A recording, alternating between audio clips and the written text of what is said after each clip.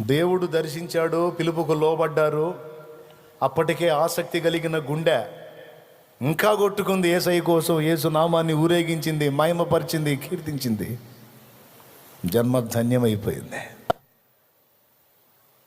అయిన వాళ్ళు సొంత వాళ్ళు ఉండి చేసేది ఎంతండి, అది చూడండి.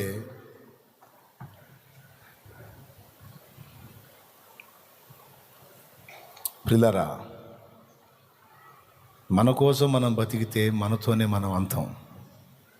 ప్రభు కోసం, ప్రజల కోసం బ్రతికితే దాని వైభవం శాశ్వతం. ఈరోజు ఇక్కడ కూర్చున్న వాళ్ళలో చాలామంది దేవుని కొరకు ఆసక్తి పరులు ఉన్నారు. ఈరోజు స్పష్టంగా దేవుడు నీతో మాట్లాడుతున్నాడు. నువ్వు తెగించాల్సిన సమయం ఆసన్నమైంది అని. నువ్వు ప్రభు పరిచర్య కొరకు, దేవుని నామ మహిమ కొరకు సిద్ధమవ్వాల్సిన సమయం ఆసన్నమైంది. రాకడ బహు సమీపమై ఉంది. రారాజు యేసు రాబోతున్నాడు. ఆయన రాజ్య వార్త మోసుకెళ్లాల్సిన సమయం ఆసన్నమైంది. ఆత్మలకు యేసును గురించి ప్రచురపరచాల్సిన సమయం నీ వంతు స్టార్ట్ అవుతుంది. నీ సమయం వచ్చింది. ప్రభు నిన్ను దర్శించి స్పష్టంగా నీతో మాట్లాడుతున్నాడు. నాతో ఎందుకు, చాలామంది ఉన్నారుగా, సేవ చేసేవాళ్ళు చాలామంది ఉన్నారుగా, ఉన్నారు వచ్చారు లైన్లోకి. లోకాశల్లో కొంతమంది పడ్డారు, శరీరాశల్లో కొంతమంది పడ్డారు, ధనాపేక్షలో కొంతమంది పడ్డారు, అబద్ధ బోధలో, దుర్బోధలో కొంతమంది చిక్కుబడిపోయారు, పెద్దల పెత్తనంలో కొంతమంది ఇరుక్కుపోయారు. కాపరి గొర్రెల్ని గాయాల్సింది పోగొట్టి గొర్రెలే కాపరిని శాసించే పరిస్థితుల్లో కొంతమంది ఇరుక్కుపోయారు. సమర్పణ కలిగిన సేవాని మొదలుపెట్టి ఉద్యోగస్తుల్లా కొంతమంది మారిపోయారు.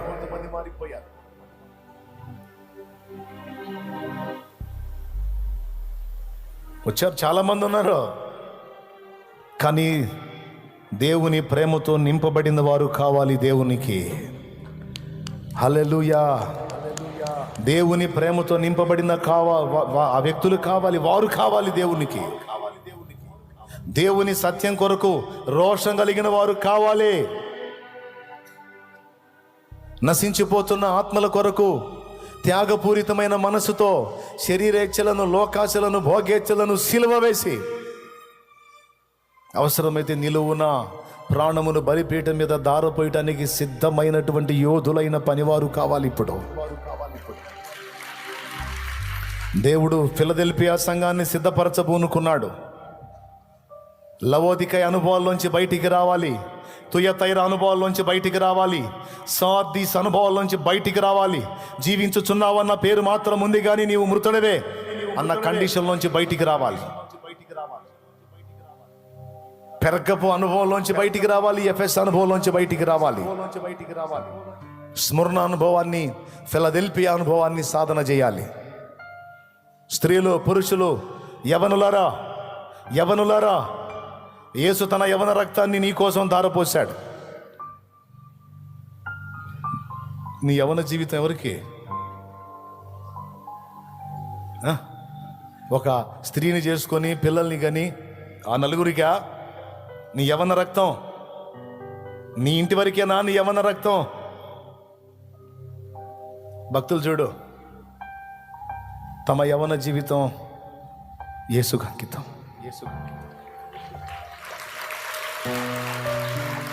ఒక కుటుంబం అన్నదాన్ని పట్టించుకోకుండా వెళ్ళిపోయారు ముందుకే.